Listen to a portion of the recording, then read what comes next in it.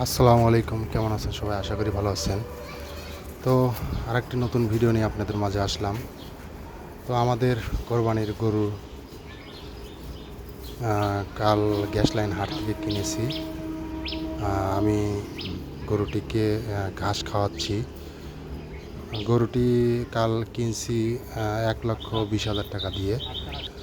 তো গরুটি আসলে কীরকম হয়েছে আপনারা অবশ্যই কমেন্টে জানাবেন।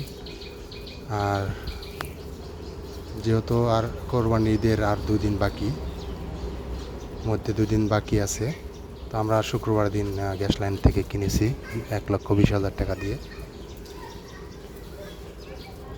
তো গরুটা অনেক সুন্দর, অনেক শান্তশিষ্ট এবং অনেক ভালো। তো ঘাস আসলে নিয়ে এসে খাওয়াচ্ছি।